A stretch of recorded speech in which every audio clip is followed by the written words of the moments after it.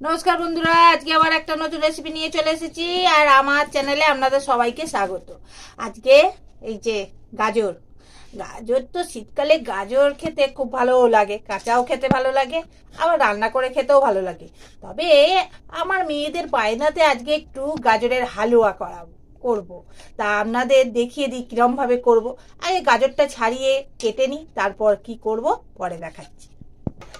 খোলাটা ছাড়িয়ে নিচ্ছি, তারপর আমার কর্তার কি কেটে করে দেবে, গেটা দিয়ে গেট করে দেবে, সেটা আমার কর্তার কাজ। আমি কি সব করব বলুন আপনারাই? আমি একাই কেন করব? খাবে তো সবাই, আমি একা করতে পারি? সবাইকে দিয়েই ছোট মেয়ে ভিডিও করছে, সবাইকে দিয়েই খাটিয়ে নিচ্ছি, বুঝলেন বন্ধুরা?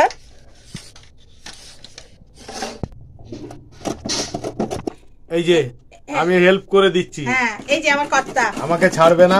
কেন ছাড়বো বলুন? খাবো তো আমিও, ওরাও খাবে, শুধু আমি করবো আর ওরা দেখবে, ওই জন্য ওদের দিয়ে। যাই হোক, এইভাবে গ্রেড করে নেবেন। হ্যাঁ, একটু বড় সাইজের এটা দিয়েই করবেন। হ্যাঁ, আর একটু বেশ চেপে করবেন, তাহলে জিনিসটা বড় বড় বেরোবে। এই দেখুন আমার কোরানো হয়ে গেছে। 1 কিলো আমি গাজর নিয়েছিলাম। তা এবার কি করব দেখাচ্ছি পরে। দেখুন পেস্তাকে লম্বা লম্বা করে কেটে নিচ্ছি। পেস্তাটাকেও লম্বা লম্বা করে কেটে নিচ্ছি। হ্যাঁ, আপনারা চাইলে ছোট ছোট করে কুচিয়েও নিতে পারেন, আমি একটু লম্বা লম্বা করেই কাটছি, দেখতে ভালো লাগবে। আর লম্বা লম্বা একদম খুব কিশমিশটা ওটাও 2 টুকরো করে নেব, আর কাজুটাও লম্বা লম্বা করে কেটে নেব। আপনারা আমন্ডও দিতে পারেন। আমার আমন্ডটা মানে ছিল না, তাই না দিচ্ছি না, আপনারা থাকলে দেবেন। এই যে কিশমিশটা লম্বা বলে আমি অর্ধেক করে নিচ্ছি, এইভাবে সব কটা কেটে নিচ্ছি। দেখুন আমি 2 লিটার দুধ নিয়ে নিয়েছি। এই দুধটা এবার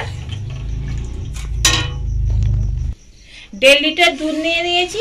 দুধটা এবার গরম হয়ে একটু ঘন হলে তারপর কি করব দেখাচ্ছি। এখন তাহলে দুধটা গরম হোক আগে। দুধটা একটু গরম হয়ে গেছে, অল্প একটু কেশর দিয়ে দেব। আপনারা চাইলে নাও দিতে পারেন, যদি আপনারা না চান এটা নাও দিতে পারেন। কেশরটা দিলে খেতে ভালো লাগবে, তাই জন্য অল্প একটু কেশর দিয়ে দিলাম। দেখুন দুধটা অনেকটা ঘন হয়ে এসেছে। আমি কিন্তু গাজরটা ছাড়িয়েছি, যখন মানে কেটে নিয়েছি তার আগে কিন্তু ধুয়ে তারপর কেটেছি। হ্যাঁ, গাজরটা আগে ধুয়ে নেবেন, তারপর কাটবেন। এবার দুধের মধ্যে গাজরটা দিয়ে দেব।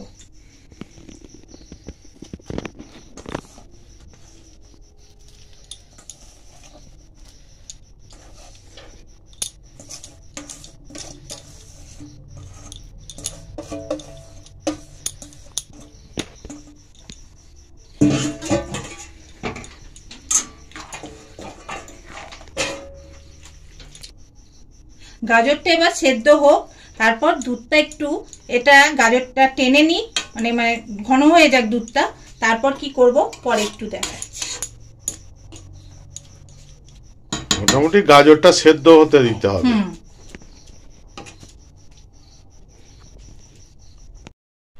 দুধটা এখনো টানেনি, দুধটা বেশ ভালোভাবে টানলে তারপরে চিনিটা দেবো। হ্যাঁ, এখন দুধটা অনেকটাই টেনে এসেছে, আরো টানবে, পুরো ভালো করে আরো সেদ্ধ হবে গাজরটা।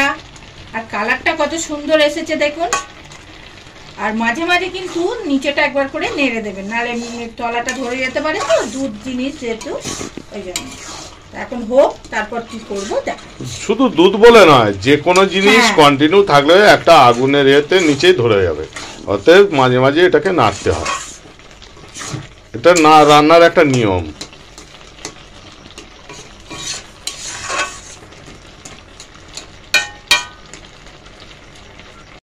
অনেকটাই টেনে গেছে, এবার আমি চিনি দেব। আমার 1 কিলো গাজর, ওই জন্য আমি 500 চিনি দিচ্ছি।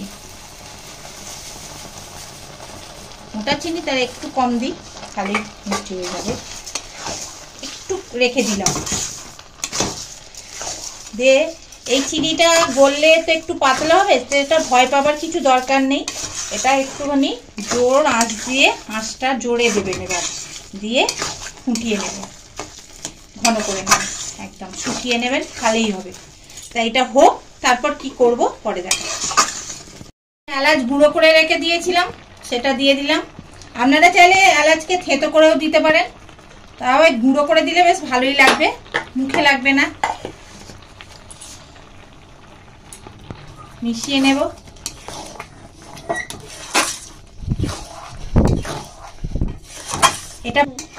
এটা ভালো করে টানিয়ে নিতে হবে, চিনিটা দেওয়া আছে সেই জন্য। তা এখন হোক এটা, তারপর দেখাচ্ছি কি করব।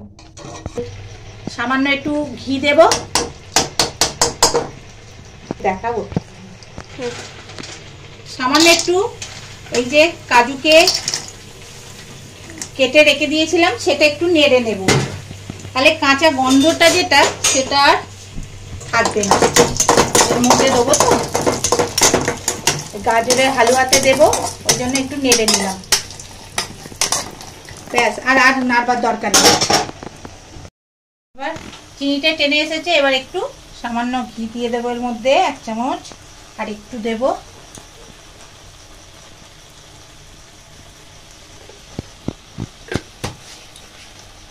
ঘি দিলাম, দিয়ে নেড়ে নেব।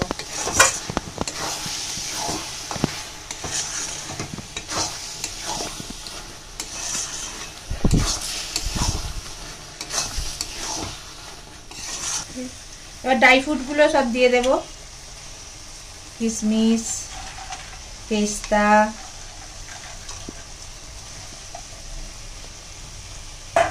কাজু,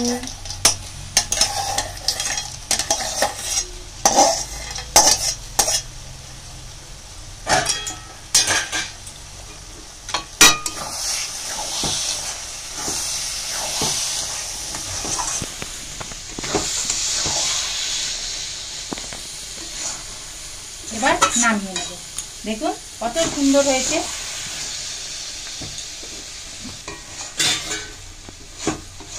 এরকম করেই বাড়িতে করে খাবেন, খুব ভালো লাগবে। গাজরের হালুয়া নিয়ে খাবার দরকার নেই, বাড়িতে যখন শিখে যাওয়া যায়, করে খাওয়া যায়, তখন বাড়িতেও তৈরি করে খাওয়াটাই বেশি ভালো না? হ্যাঁ, বাড়িতে কিনে খাওয়ার থেকে। আর ভালো লাগলে অতি অবশ্যই একটা লাইক, কমেন্টস আর শেয়ার। টাটা।